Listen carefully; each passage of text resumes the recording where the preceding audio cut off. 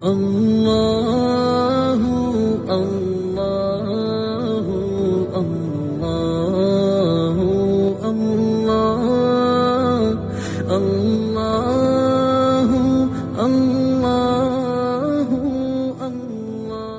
حدیث نمبر 13 عن انس رضی اللہ عنہ ان النبی صلی اللہ علیہ وسلم معاذ ردیف علی الرحل۔ حضرت انس رضی اللہ عنہ سے روایت ہے کہ نبی کریم صلی اللہ علیہ وسلم اور معاذ رضی اللہ عنہ کے پیچھے سوار تھے علی الرحل کجاوے پر، تو آپ نے فرمایا یا معاذ، اے معاذ، عرض کیا لبیک یا رسول اللہ و سعدیک، پھر فرمایا یا معاذ، انہوں نے عرض کیا لبیک یا رسول اللہ و سعدیک، اے اللہ کے رسول میں حاضر ہوں، پھر فرمایا یا معاذ، وہی بات آ گئی، اے معاذ، عرض کیا لبیک یا رسول اللہ صادق، اللہ کے رسول میں حاضر ہوں، ثلاثاً 3 مرتبہ آپ نے ان کو بلایا اور انہوں نے 3 مرتبہ جواب دیا، پھر فرمایا کہ ما من احد، نہیں ہے کوئی آدمی یشہد اللہ الہ الا اللہ، جو کہ شہادت دے کہ اللہ کے سوا کوئی معبود نہیں اور محمد اللہ کے رسول ہے، صدقا من قلبی، اپنے دل کی سچائی سے، الا حرمہ اللہ علی النار، مگر اللہ اس کو آگ پر حرام کر دیں گے۔ قال اس کے یا رسول اللہ افلا اخبر بہ الناس، کیا میں ایسی خبر نہ دے دوں لوگوں کو، فیستبشروا، تاکہ وہ خوش ہو جائیں۔ فرمایا حضور نے اذن، تب تو یتکلوا، وہ بھروسہ کر لیں گے، تکیہ لگا کے بیٹھ جائیں گے اس پر۔ فاخبر بها معاذ، حضرت معاذ نے اس حدیث کی خبر دی عند موتہ، اپنی موت کے وقت، تعصما، گناہ سے بچنے کے لیے۔ صحیح بخاری مسلم کی حدیث ہے، متفق علیہ حدیث ہے۔ اب حضور صلی اللہ علیہ وسلم اور حضرت معاذ سواری پہ سوار تھے، حضرت معاذ پیچھے بیٹھے تھے، حضور نے ان کو بلایا اے معاذ، تو انہوں نے جواب دیا لبیک یا رسول اللہ صادق، اللہ کے رسول میں حاضر ہوں۔ 3 مرتبہ حضور نے بلایا، انہوں نے 3 مرتبہ جواب دیا، پھر آپ نے فرمایا کہ اے معاذ، جو آدمی سچے دل سے گواہی دے گا کہ اللہ کے سوا کوئی معبود نہیں اور محمد اللہ کے رسول ہیں، تو جہنم اس پہ حرام ہو جائے گی۔ تو حضرت معاذ نے عرض کیا کہ یا رسول اللہ، میں لوگوں کو اس کی خبر دے دوں کہ حضور نے یہ بات فرمائی ہے تاکہ لوگ خوش ہو جائیں، تو آپ نے فرمایا کہ نہیں، خبر نہ دو، تب تو اسی بھروسہ کر کے بیٹھ جائیں گے، نہ بتانا ان کو اور نیک کام چھوڑ دیں گے۔ پھر معاذ نے حدیث لوگوں کو سنائی اپنی موت کے وقت تک کہ علم چھپانے گناہ نہ ہو۔ یہ حدیث کا مفہوم ہو گیا، اور اس میں سبق ہمارے لیے کیا ہے؟ دیکھیں 3 مرتبہ حضور نے معاذ کو بلایا اور انہوں نے خوشی سے جواب دیا، جس سے معلوم ہو کہ استاد، والدین، کوئی بڑا کسی کو اگر 1 سے زیادہ بار بلائے تو وہ خوشی سے جواب دے، ادب سے جواب دے، پریشان نہ ہو کہ جی مجھے بار بار کیوں بلا رہے ہیں، جواب کیوں نہیں دیتے۔ دوسری بات یہ سمجھ آئی کہ جو آدمی سچے دل سے توحید و رسالت کی گواہی دے گا اور اس کے تقاضوں پر عمل بھی کرے گا، سچے دل سے گواہی وہی ہے نا جس پہ آدمی عمل بھی کرے۔ زبان سے کہہ رہا ہے کہ میں اللہ کو اللہ مانتا ہوں، رسول کو رسول مانتا ہوں، لیکن عمل نہیں کرتا، ان کی تعلیمات پر حاصل ہی نہیں کرتا، تو گواہی وہ سچے دل سے نہیں ہے۔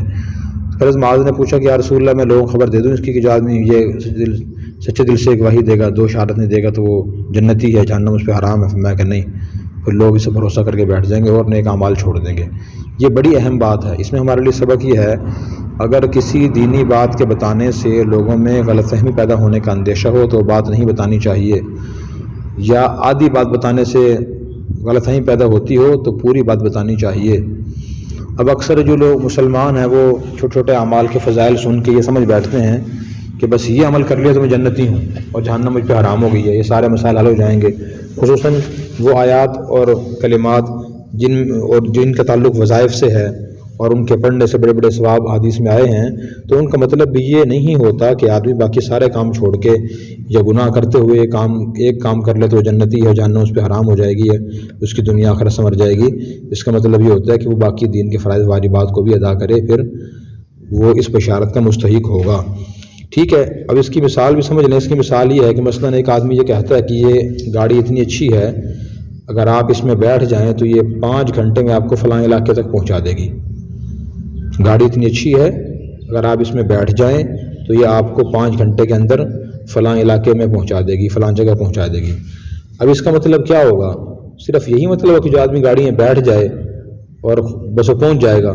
نہیں، اس کا مطلب یہ ہوگا کہ اس گاڑی کی جتنے بھی ضروری جو لوازمات ہیں وہ سارے پورے ہوں، وہ گاڑی کا انجن بھی ٹھیک ہو اور اس کے ٹائر بھی ٹھیک ہوں، ان میں ہوا بھی ہو، پیٹرول بھی ہو، ڈرائیور بھی اچھا ہو، گاڑی چلائی بھی جائے اور روڈ بھی اچھا ہو، موسم بھی درست ہو، راستے بند بھی نہ ہوں، تو پھر وہ گاڑی پہنچائے گی۔ الفاظ اس طرف ہو، رخ وہی ہو، راستہ صحیح ہو۔ اور کوئی آدمی صرف وہیں بیٹھے گاڑی اسٹارٹ کرے بیٹھ جائے تو کیا 5 گھنٹے میں پہنچ جائے گا؟ نہیں پہنچے گا۔ اگر تو اسی طرح حضور ایک بات فرماتے ہیں تو اس کے پیچھے وہ تمام شرائط ملحوظ ہوتی ہیں، تو یہ ذہن میں رکھنا چاہیے۔ تو اسی لیے حضور نے منع فرمایا کہ لوگوں کو فی الحال نہ بتائیں، یہ لوگ بھروسہ نہ کر کے بیٹھ جائیں بس یہ کام ہی کافی ہے۔ حضرت معاذ نے لوگوں کو یہ بات نہیں بتائی، البتہ چونکہ علم چھپانے کی وعید بھی ہے تو اس لیے حضرت معاذ رضی اللہ عنہ نے اپنی وفات سے پہلے لوگوں کو یہ بات بتائی ہے۔ تو اس لیے بار بار یہ بات حدیث میں آ رہی ہے کہ صرف ایک کام کرنے سے بندہ جنتی نہیں ہوتا، صرف ایک کام کرنے سے سارے گناہ معاف نہیں ہوتے، ایک کام کرنے سے جہنم حرام نہیں ہوتی، بلکہ اس کے لیے دین کے تمام فرائض واجبات کو اخلاص نیت سے سیکھ کر پورا کرنا پڑتا ہے، پھر آدمی جنتی بنتا ہے۔ اگلی حدیث معاذ بن جبل رضی اللہ عنہ سے روایت ہے، قال اور فرماتے ہیں قال علی رسول اللہ صلی اللہ علیہ وسلم، مجھے حضور نے فرمایا مفاتیح الجنت شہادت اللہ الہ الا اللہ، جنت کی چابیاں لا الہ الا اللہ ہے۔ مطلب اس کا بھی یہی ہے کہ لا الہ الا اللہ کو پڑھنا، دل سے یقین کرنا، اس کے تقاضوں پر عمل کرنا جنت کی چابیاں ہیں۔ بہرحال اس کی اہمیت واضح ہوتی ہے لا الہ الا اللہ کی، اللہ کے سوا کوئی حاجت روا نہیں، مشکل کشا نہیں ہے، بگڑی بنانے والا نہیں ہے، کوئی معبود نہیں ہے، سب کچھ وہی ہے۔ تو آدمی اس کے حقوق کو پہچانے، ادا کرے تو پھر جنت میں چلا جائے گا۔ پورا دین اسلام قبول کر کے عمل کرنے سے مراد ہے۔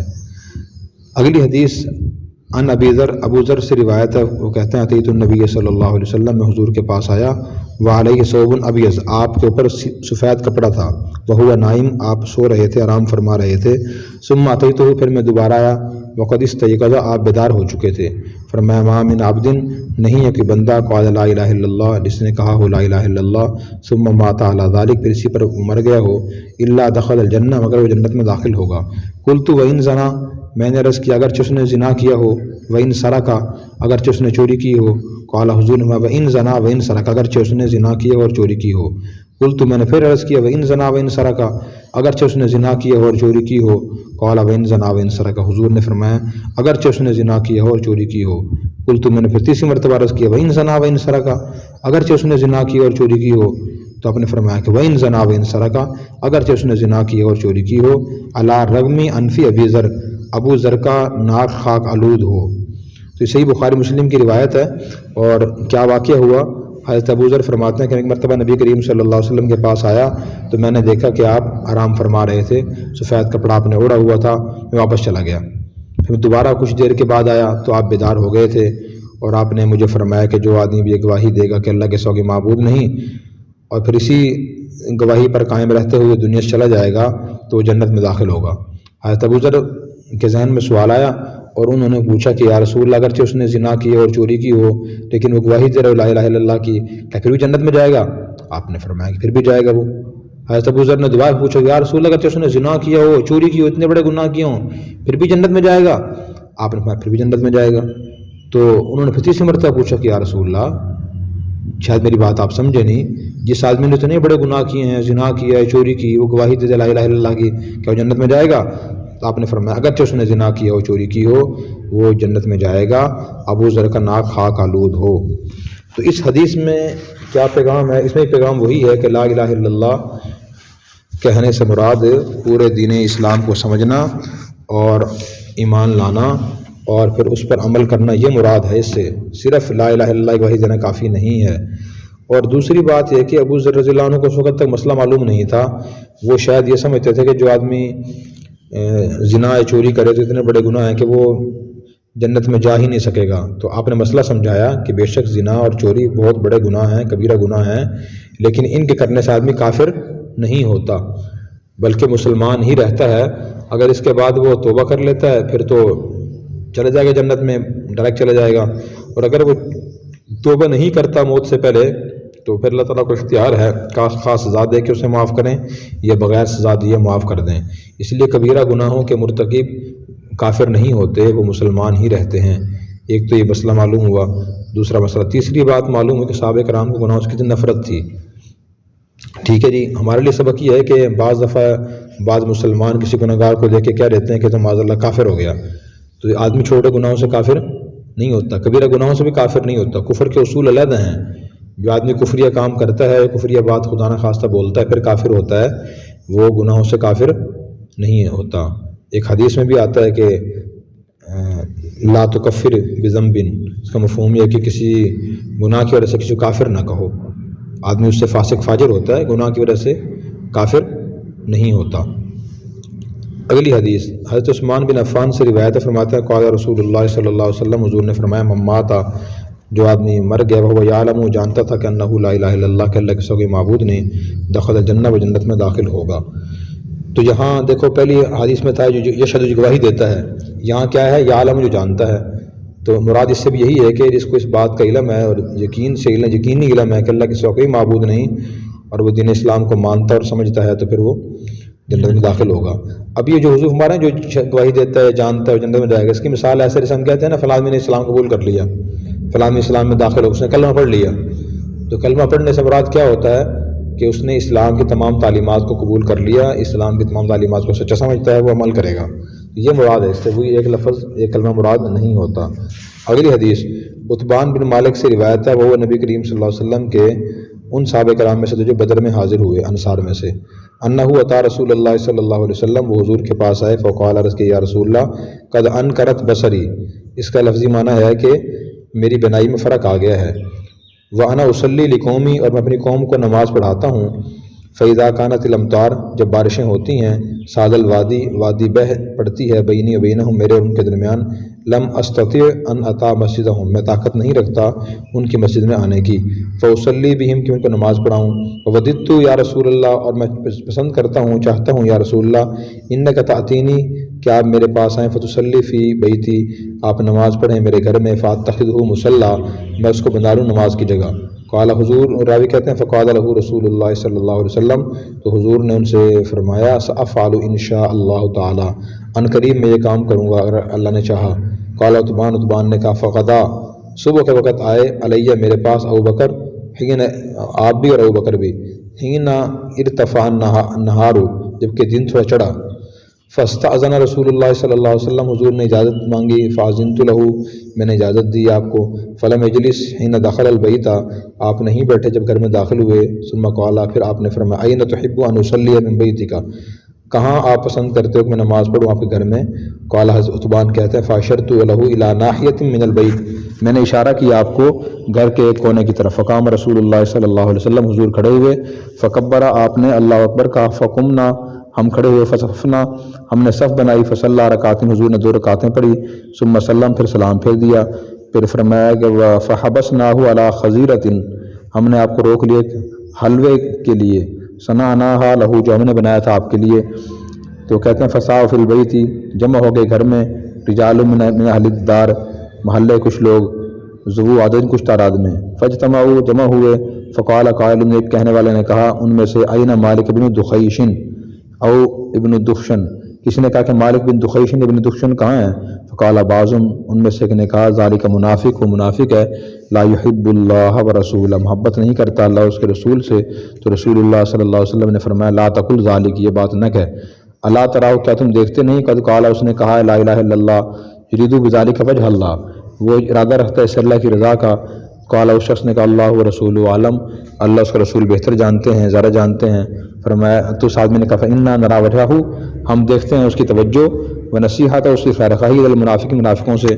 قال رسول اللہ صلی اللہ علیہ وسلم، حضور نے فرمایا فإن اللہ عز وجل قد حرم علی النار، اللہ عز وجل نے حرام کر دیا آگ پر، من قال لا الہ الا اللہ، جس نے بھی کہا لا الہ الا اللہ، اسے حرام کر دیا، یبتغی بذالک وجہ اللہ، وہ چاہتا ہے اس سے اللہ کی رضا۔ صحیح بخاری مسلم کی حدیث، یہ بھی کیا واقعہ ہوا، عتبان بن مالک بدری صحابی ہیں، ایک مرتبہ حضور کے پاس آئے کہ یا رسول اللہ، اپنی قوم کے لوگوں کو میں نماز پڑھاتا ہوں، لیکن میری تھوڑی بینائی، میری نظر تھوڑی کمزور ہو گئی ہے نظر، تو جب بارش آتی ہے تو ہماری قوم کی مسجد اور میرے گھر کے درمیان پانی کھڑا ہو جاتا ہے، تو مسجد جا نہیں سکتا میں، پھر میری نماز گھر پڑھنی پڑتی ہے۔ تو میری خواہش ہے کہ آپ میرے گھر تشریف لائیں اور آ کے کسی جگہ نماز پڑھ لیں تاکہ جگہ بابرکت ہو جائے گی، پھر جب میں بارش کے دنوں میں مسجد نہیں جاؤں گا تو نماز گھر میں اس جگہ پڑھوں گا جہاں پہ نماز پڑھی ہوگی۔ تو انہوں نے یہ درخواست پیش کی، محبت تھی ان کو آپ سے، تو آپ فرمایا کہ ٹھیک ہے، میں آپ کے گھر انشاءاللہ آؤں گا۔ تو فرماتے ہیں پہلے دن صبح جیسے ہی سورج طلوع ہوا، تھوڑا دن شروع ہوا، تو حضور بھی تشریف لے آئے، ابوبکر رضی اللہ عنہ بھی آگے۔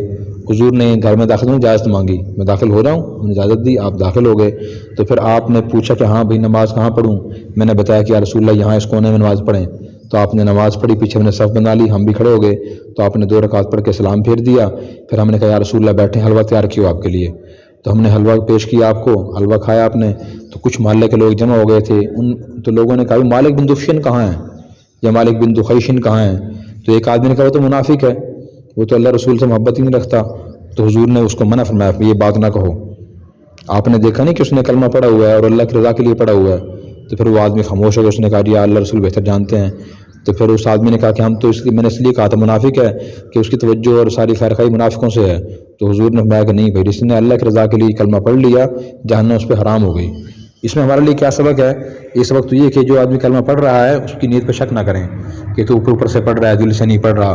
نمبر 2 کہ آدمی مسلمان ہے کہ غیر مسلموں سے ملتا بھی ہے، اس کو اگر وہ کمزور مسلمان ہے نہیں ملنا چاہیے، اسلام خطرے میں ملتا بھی ہے، اس کے صرف ملنے کے اس کے اسلام میں شک نہ کریں کہ ہم کہیں تو فلاں کے ساتھ بیٹھ رہا تھا کافر کے ساتھ تو بھی کافر ہو گیا، جو بیٹھے ہوئے بھی کافر ہے۔ تو ایسا شرعی لحاظ سے یہ شرعی مسئلہ نہیں ہے۔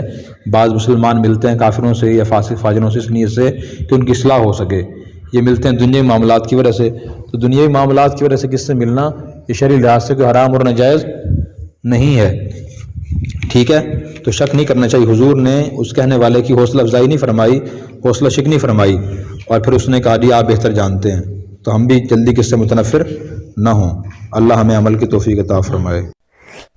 اور اگر آپ نے ابھی تک ہمارا چینل سبسکرائب نہیں کیا تو فوراً سبسکرائب کیجئے، ساتھ ہی بیل آئیکن پر کلک کریں تاکہ مزید آنے والی ویڈیو ہے وہ آپ کو وقت پر ملتی رہیں۔ اللہ حافظ۔